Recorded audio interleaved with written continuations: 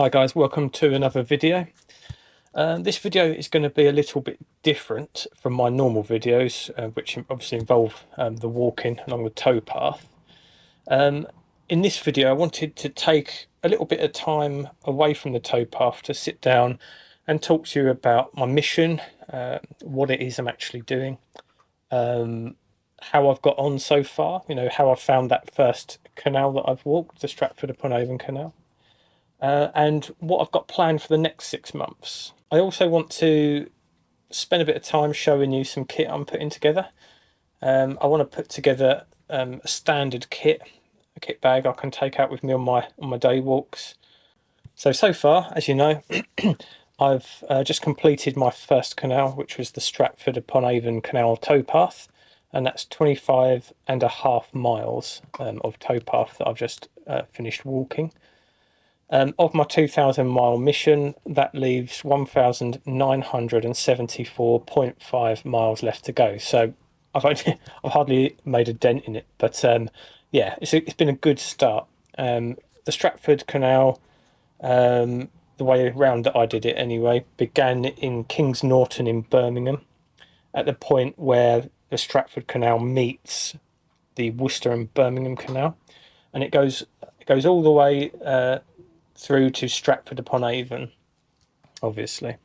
And yeah, so been a fantastic start to my 2,000-mile walk. I've enjoyed every mile of it so far. And yeah, it's been fantastic. It's been an ideal starting point for me, this canal. It's local, and it just so happened to be a fantastic path to walk. The starting point I found to be quite nice. That point where the Stratford Canal meets the Birmingham and Worcester Canal in a quiet little suburban area of Birmingham. So it's a really nice kind of understated place. And, I remember sitting there on the bench a month or so back, drinking a coffee, looking across the water and up the length of the Stratford Canal, wondering where this walk would take me. And although I've only done 25 miles so far, I feel like I've done 1,000 miles. Not in the not in the sense of it being difficult or my legs hurting or anything like that.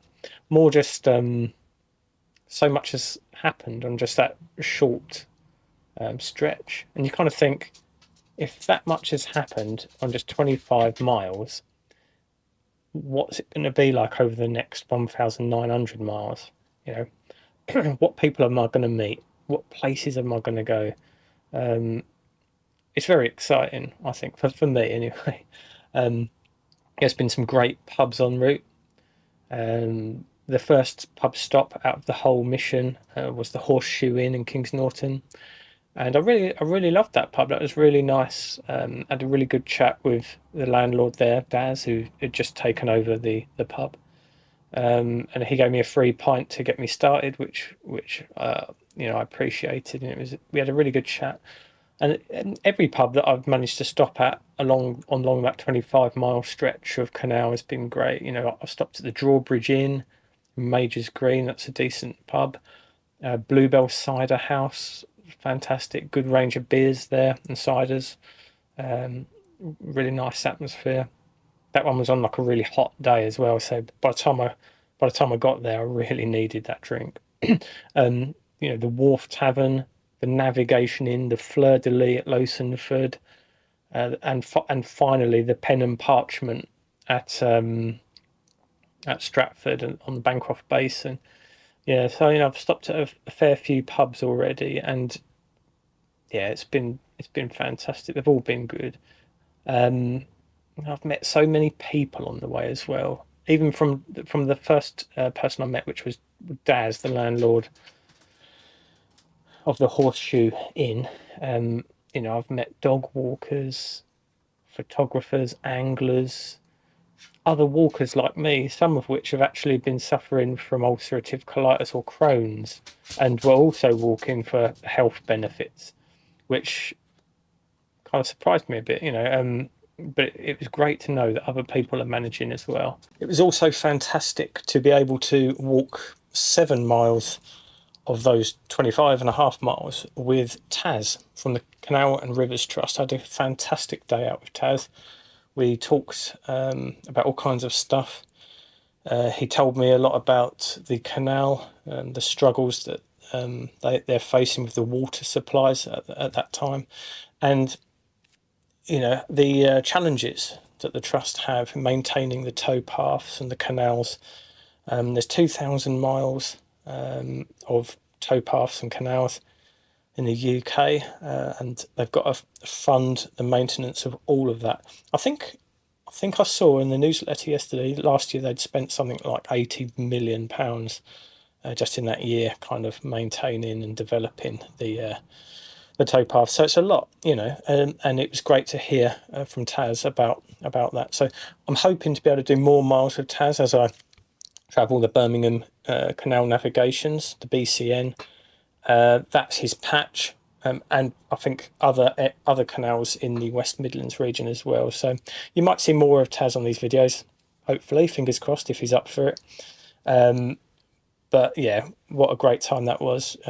We had a nice lunch, which Taz paid for. Thank you very much, Taz. Really enjoyed that. Fish finger sandwich at the navigation. And it was just a fantastic stretch. We enjoyed the Edstone Aqueduct together. It was a spot that Taz was really looking forward to walking, and I think neither of us were disappointed by it. It was a great point of interest on that canal. Yeah, so thanks, Taz, and I look forward to walking some more miles with you in the future. A big shout out and a thanks to John, Ali, and their dog Sky for meeting me near the Drawbridge Inn in Majors Green as they passed through. I had my first experience of being on a boat for a short stretch, and they even let me sort of have a couple of minutes of piloting the boat myself, which is not as easy as it looks. I found it quite difficult actually, but it definitely is something I'd like to have another go at in the future. So maybe I'll hire a boat out or something and learn how to use those properly. But it's been really great. In fact, I think connecting with people has been the best bit out of the whole experience so far. I really want to connect with people along the way. So if you happen to see me out and about on the towpath, come and say hello. It'd be great to talk to you. Or if you want to connect on here, you like what I'm doing, ping me a message on one of my social media channels or DM me or something. I'll be happy to talk with you. It'd be fantastic. Another great point on the Stratford-upon-Avon Canal has been like the history. There's some really good historical spots, especially up at the sort of Birmingham end with the guillotine stop lock, and some of the tunnels and other bits there have been quite fascinating. But there's also been some really wonderful scenery and views along the south section, especially of the towpath. You've got your aqueducts. I think we passed the shortest aqueduct in England, and the longest in England as well. I think I've got that right. The Edstone Aqueduct towards the Stratford end was really nice. It's got a nice high view. It's certainly a lot bigger than the smaller ones. Some of the smaller ones you'd hardly notice you were walking over them, but they're quite fascinating, really. And I really liked all those little split bridges where the rope could go through when the horses were pulling the barges and narrow boats back in the day. They're really kind of nice, quaint countryside things to spot, and those lovely kind of barrel roofed cottages. Yeah, can you imagine living in one of those? I think it would be fantastic. I think it would be really nice. But you never know, maybe in the future, eh? One can dream. So almost everything has been perfect on this start of my mission. The only thing that kind of let it down a little bit was on the outskirts, when I first got into the outskirts of Stratford-upon-Avon, strangely enough. You would have thought it would be the other way around. It would have been the Birmingham parts being like a city and all that, but it wasn't. It was the approach into the suburbs of Stratford upon Avon, where I started to see things like a lot of like empty drinks cans, big stretches of burnt towpath where people had been setting fires, trying to. Well, I don't understand why people would do that, but burning the towpath. There was sections of the towpath that had disappeared or collapsed into the canal itself, which made it a little bit difficult, and were quite overgrown there as well. I've been told by one of my followers that there's some sort of dispute going on with one of the factories or one of the businesses that are kind of abut that part of the towpath around who needs to fix that damage, because allegedly, apparently, according to rumour, some of that damage may have been caused by this business, but I don't know any of the details, so don't quote me on that. But overall, this has ended up being the perfect start to my 2,000-mile walk, and I can't wait to see what the next 1,940 whatever it was miles has got to offer me. So as you probably know already, I've decided to walk 2,000 miles of canal towpaths and British waterways, engaging with the people that I meet on the way, exploring the history and the places that I come across, and having a pint in as many canal side pubs as I can. I'll be doing it in sections and stages. I've got a family and I've got a job, so I've got to fit it in around that. If I'd been younger and single, I could have just stuck a bag on my back and walked off into the horizon, but I've got responsibility, so I'm going to have to kind of do that, and that'll mean that I'll be walking these 2,000 miles over 3 or 4 years, I guess. But that's good because it means there'll be plenty of material for videos and posts, rather than it being something that's over too quickly. I'm hoping it will be a journey of self-discovery in a way. It sounds cheesy, as well as for the health benefits, which we'll talk about in a minute. But yeah, it'll be a long-term kind of mission for me. I'd really love it if you guys followed along with me. I think so much is going to change over these 3 or 4 years, and there's so much to see, so many people to meet, and I'm going to try and capture as much of it on here as I can, so that you can enjoy it with me. Let's walk these 2,000 miles of Britain's waterways together and see what's out there. You're probably wondering why I'm doing this, why I've committed to walking for 3 or 4 years across 2,000 miles. And I've mentioned it before in other videos, but I was very unwell last year with ulcerative colitis, which is a form of inflammatory bowel disease. I'm not trying to get any sympathy or attention for it. I don't want none of that. That's not me at all.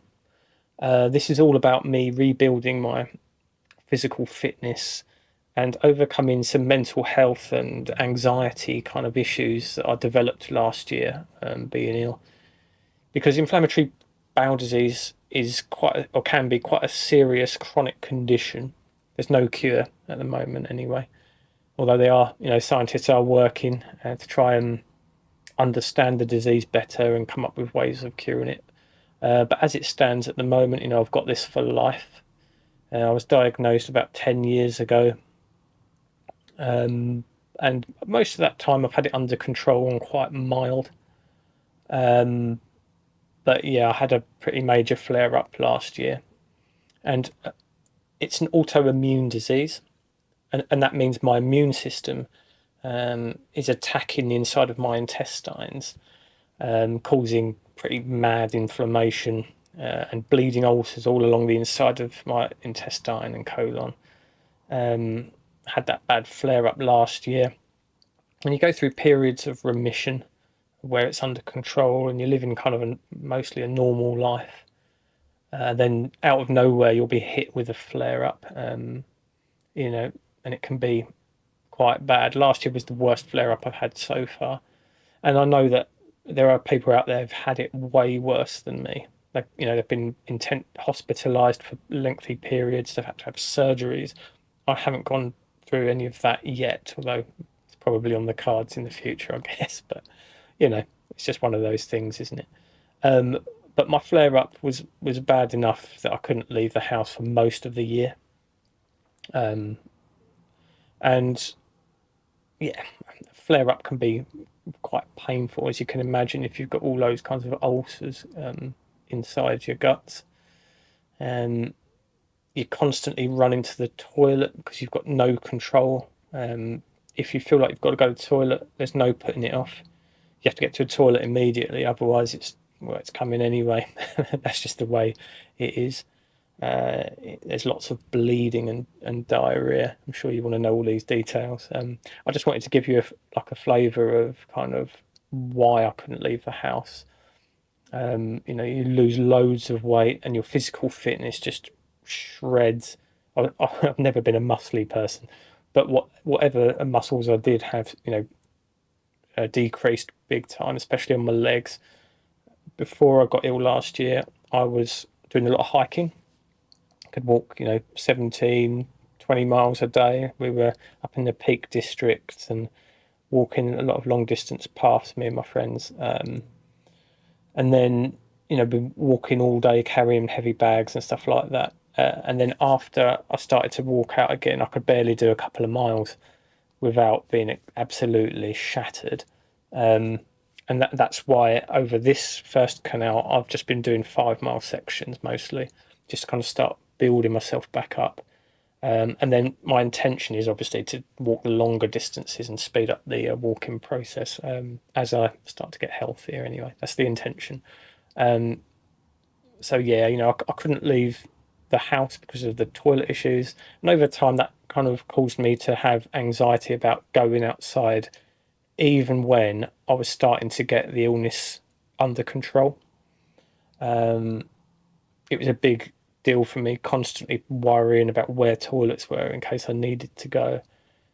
Even now, I carry a bag with me, even when I go to the shops or whatever. I'll carry a bag with me with stuff I need in it in case I do have a problem. Um, I take that out on my walks as well. So when we go through the kit later, you'll see that in there. Um, they've put me on infliximab infusions. I have to go there every 6 weeks. They hook me up to a drip, and I have to sit there for an hour or two, having these immunosuppressants pumped into me. And I've been on those for a while now, about a year, I think, and it's really kind of really working for me, luckily. So I'm able to start getting out. Um, but that anxiety about leaving the house remained, and I started to get to a point where I felt that was really dominating me. Um, yeah, so even after I got IBD under control for now, the mental health impacts were still there. And it came to a point when I really had to kind of say no to myself and force myself outside. Um, it just took a little bit of courage to step outside the door. And it had to be something big enough to force me out of the door. If I left it to just going out to the shops and that kind of stuff, I don't think I'd overcome the anxiety. I needed to commit to something bigger and more than 2,000 mile walk. And that is the reason I've been posting these videos and posting pictures and things out on and reels and things like that out on Instagram and my social media channels. Um, because if I say I've got to do it and people are watching, it will force me out. It's that accountability. So really, you guys are my accountability partners. So I'm doing this to rebuild my physical health, get my body back up to what it should be, crush the anxiety that's been dominating me, and to raise a little bit of awareness about inflammatory bowel disease. Um, maybe even to inspire other people that were in my position to take a step outside the door, even if it's a small step, and to overcome and to know that you're not alone. There's a lot of people out there. And Crohn's and Colitis UK, which is the UK's kind of biggest IBD charity, I think. They offer a lot of advice and services to support people like me, and they've been fantastic. They've sent me a Crohn's and Colitis shirt, which you'll see me walking around in sometimes. We're going to be wearing that to kind of raise awareness for the charity. So I have left a link in the video description for Crohn's and Colitis UK, a Just Giving page I've set up for them to raise a little bit of money if people feel like giving. I'm not going to be shoving it in your face about donations, but for those of you who are interested in supporting the work of Crohn's and Colitis UK and, loosely sponsoring me on this 2,000-mile mission, please head over and, put a donation through. Even just a couple of pounds, it all adds up. But again, I'm not going to be constantly mentioning donations and money and things like that on this channel. It's not about that. This is about me rebuilding my physical fitness, overcoming the anxieties that I've developed, and raising awareness ultimately for inflammatory bowel disease. So as you know, I have just completed the Stratford-upon-Avon Canal towpath, my first 25.5 miles. And over the next 6 months, or 5 or 6 months, I had planned on walking the Worcester and Birmingham Canal. You'll remember that I mentioned the starting point for the Stratford Canal is where it joins the Worcester and Birmingham Canal. So for me, that's another local canal. It looks quite nice, so I thought I'll do that one next. But an opportunity has actually come up to walk that canal with some friends over 2 days in October. So I'm gonna go with that because it'll be fun to do it with some other people. We're going to be stopping in the pubs on the way, and it's going to be a good experience. I'll capture as much of it as I can on here, so you guys can come along too. So I'm going to do that in October. Following that, November, December, January, I think I'm going to walk the Coventry Canal as the next one. I think that looks pretty good. I've been talking a little bit with some of the guys at the Canal and Rivers Trust there, so it'd be nice to go and meet them and see what that canal has to offer as well. But between now and October, we're at the beginning of August now as I record this, so we've got a couple of months. I'm going to start exploring and walking the Birmingham Canal Navigations, the BCN. I think there's over 100 miles of canal towpaths in and around the city and the Black Country. So it's ideal. It's local. I'll be able to get there and do short stints, and I'll probably won't be able to manage the full 100 miles over the next couple of months, but I will run it as a bit of a series, like a mini series on here, and I'll do stretches of it and different parts of it, even in between the Coventry and the Worcester and Birmingham canals, until I've completed it all. So that's what's coming up over the next few months. Let's go over and check out my kit. Right, so I thought I would take you through some of the kit that I've been putting together. I wanted to have a standardised kit that I take out on all of my walks. There's going to be a combination of day walks where I'm just walking for a few hours throughout the day. That's obviously going to increase in terms of the number of hours as I sort of build up my fitness levels. But there's probably also going to be multi-day walks where I tackle a whole canal in one go, camping on the way. So for those walks, will have my tent, sleeping bag or whatever. But this core part of the kit that I'm putting together now will come out on all walks, whether it's just a few hours or whether it's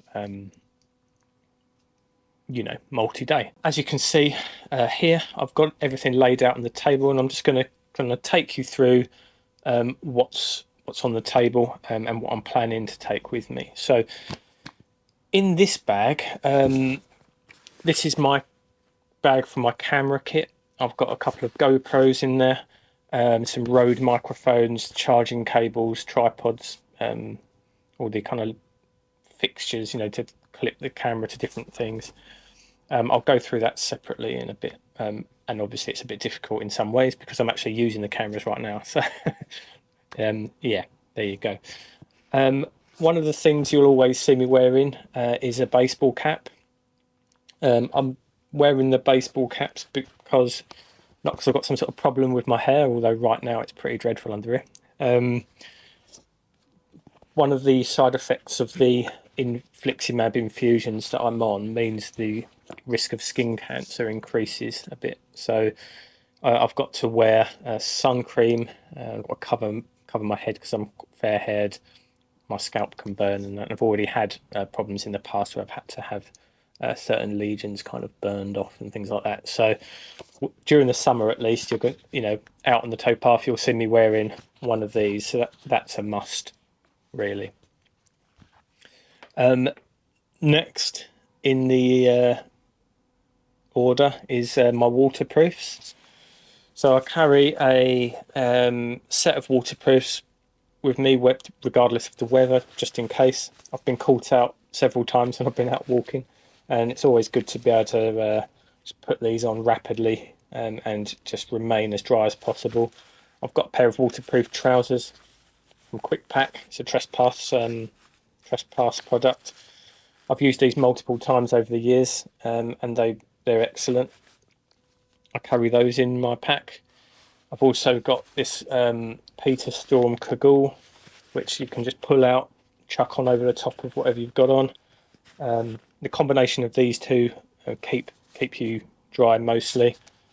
I carry a 25-litre rain-proof cover for my backpack, and in addition to that, I have some dry bags with me so that if it does start to hammer down, I can chuck camera equipment, phones, all that kind of stuff just in there, and I know that they're going to be protected. I carry this lightweight seating mat tucked into the outside of my pack. The purpose is I can pull that out and sit anywhere, whether that's on the floor, on a dirty wall, and that just keeps me clean, comfortable, and in the winter warm as well, because sitting on a brick wall in the winter is not much fun. I carry my walking pole. I don't bother taking both with me. If I was going up loads of hills and things, I might, but I'm not. So I don't see the point in taking two. But I do like to have one with me. You never know if I might hurt my leg or twist an ankle or something. That's going to be useful there. It's also useful for a lot of different things. If you're going through an area where there's a lot of overgrowth, it's really useful for holding back spiky bushes. If it's a really muddy area with lots of puddles and you don't know how deep they are, you can use that as a probe to kind of test that out.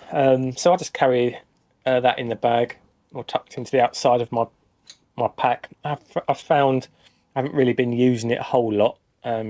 It's difficult using that and carrying the camera as well. So it's kind of, for the last few walks, it's kind of stayed tucked into the pack. There will be times where I will use it when I'm out and about, when I'm not filming. I probably won't film everything, you see, but yeah, for the stretches where I need it, I know that it's there.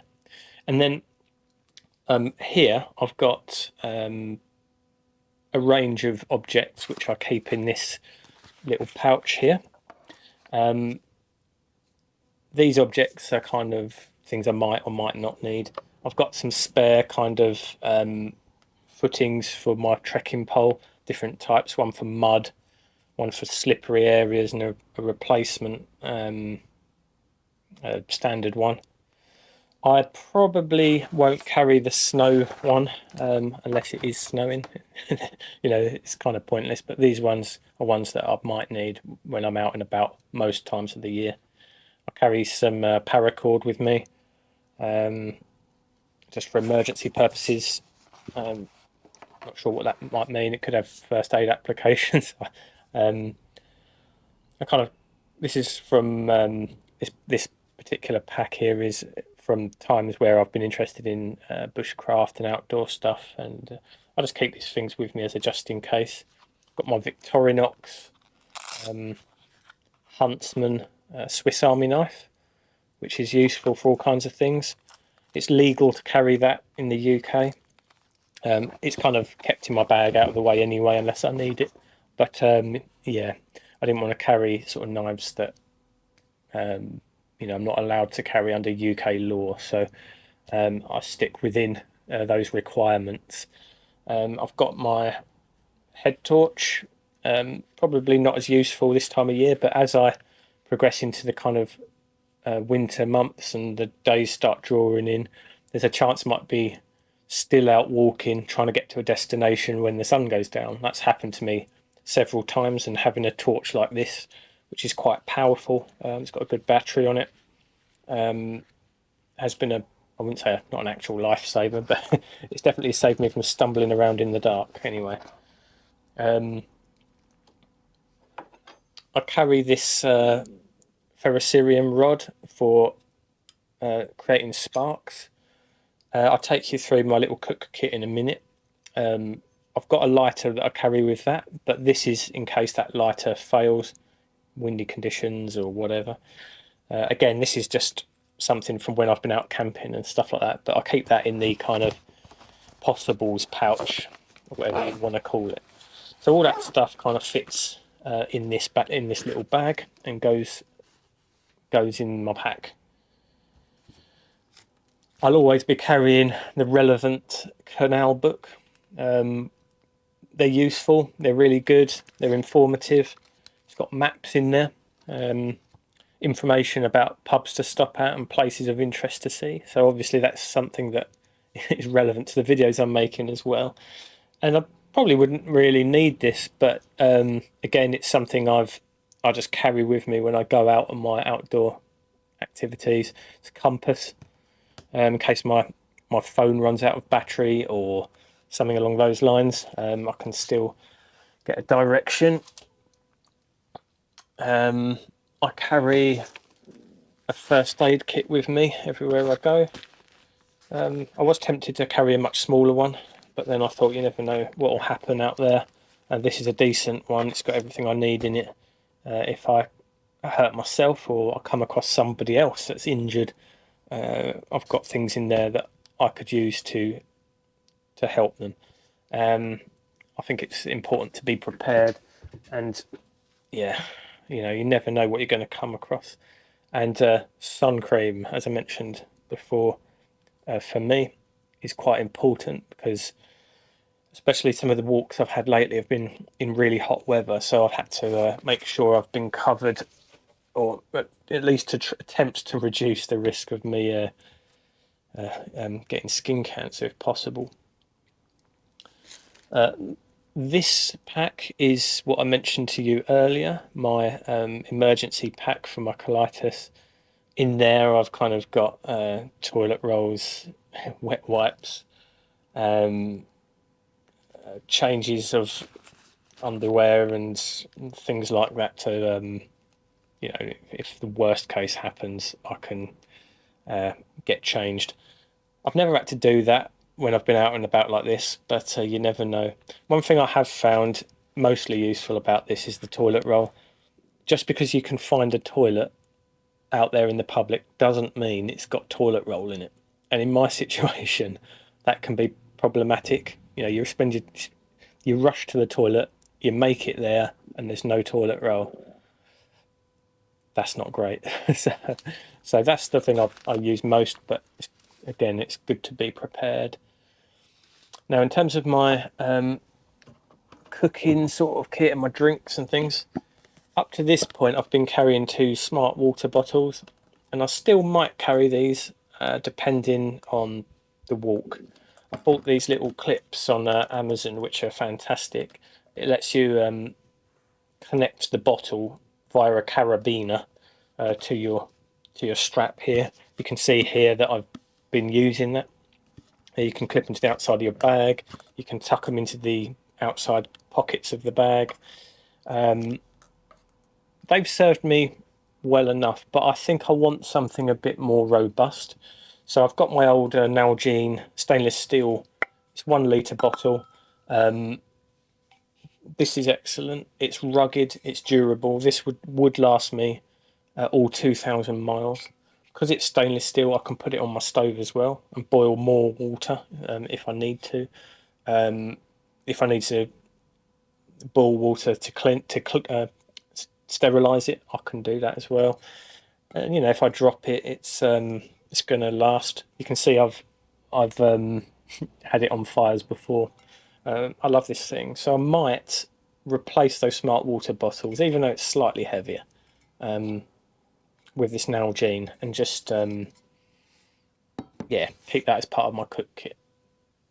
Now this is the actual cook kit. If you're familiar with outdoor videos, this is probably nothing new to you.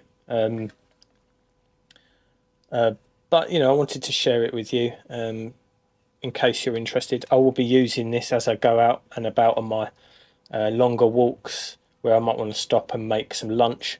If there's no pubs and things in between, if it's a remote stretch, you know, I can sit down and still have some warm food. I'll take you through this, what's in here in a second.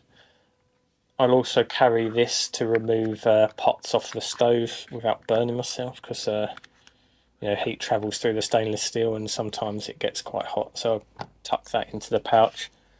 And I've got this kind of windshield, which I will show you in a second. I'll show you the whole thing set up. Right, so looking at my complete cook kit then, we've got the Nalgene stainless steel bottle, as I previously mentioned. I'll use that to carry water for just general drinking. Also the water I'm planning to use for actually cooking. And this is the cook kit itself.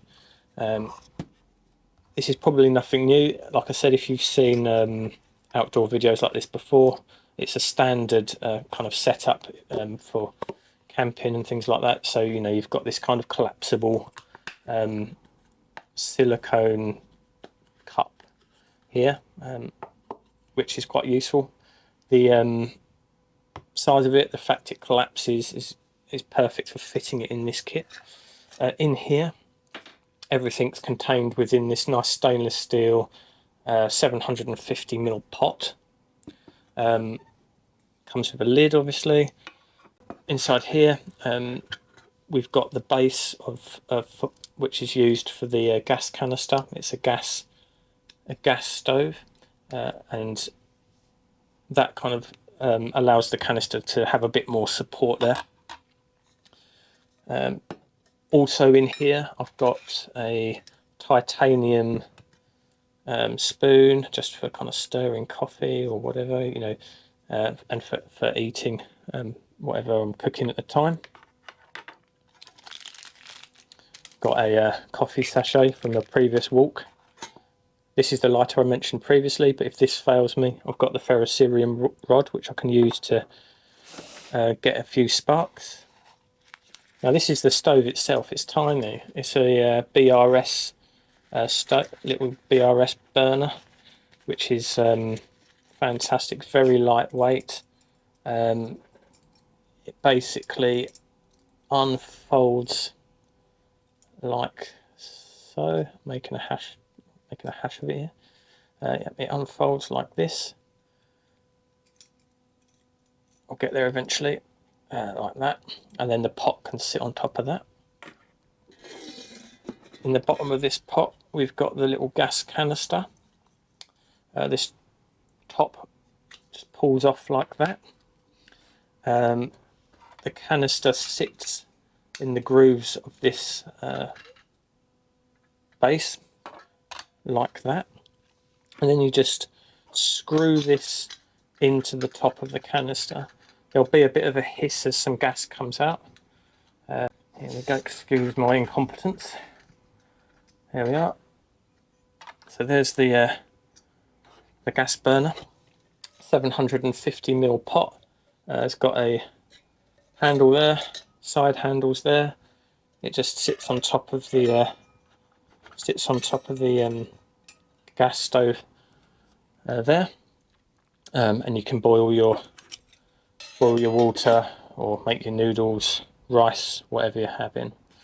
And as I mentioned previously, you've got this silicone handle. If I find that that's a bit too hot, I can use that to kind of lift the pot off. And in addition to that, as I mentioned, we've got this kind of windshield. I've had this for quite a few years. I've used it with various stoves. This just kind of unfolds out, and you can use it to stand here and kind of wrap around the stove and keep the wind off. So I'll be using this to kind of cook rice, make coffee, probably lots of coffee, rice, pasta, noodles, all that kind of stuff I can cook on here, soups. It will be especially useful for me during the winter months when I'm out and about on the towpath. Now that's basically the kit that I'm going to be carrying around. It'll probably flex over time. I forgot to mention, I've also got another dry bag here which I'll use to keep snacks and food in. Yeah, so that's my kit. I'm keeping all that kit, or carrying all that kit, in this bag. It's an Osprey Talon 22, probably an older model. I've had it for several years. I personally really like this bag. It's got lots of decent features on it, which I won't really go into right now. But this is, yeah, it's really useful. It's got decent outside pockets for water bottles and that kind of thing. Pocket on the top, I like to have my waterproofs in for quick access. I like to keep my seating mat kind of stuck in here, and my walking pole stuck in the side there as well. It's got a really nice comfortable back support and waist belts, and it just fits everything in there for me. It's really comfortable to wear when I'm out on my walks. So thanks for watching today's video. I really appreciate it. If you got to the end and you're actually hearing me say this, you deserve a medal. It's quite a long one, but I did want to update everybody about what the plans are over the next few months, and let you know a bit more about what I'm doing. So yeah, thanks for sticking with it. If you're interested in seeing how I get on over the coming months, walking sections of the Birmingham Main Line, and the Worcester and Birmingham Canal and Coventry Canal, please click the subscribe button and come along with me on my journey. You might also want to follow me on Instagram, Threads, Facebook, where I post out a bit more regular content, short form videos, pictures, updates, etc. So if you want to be a bit more closer to the action, just subscribe to those channels as well. And I'm looking forward to seeing you out on the cut.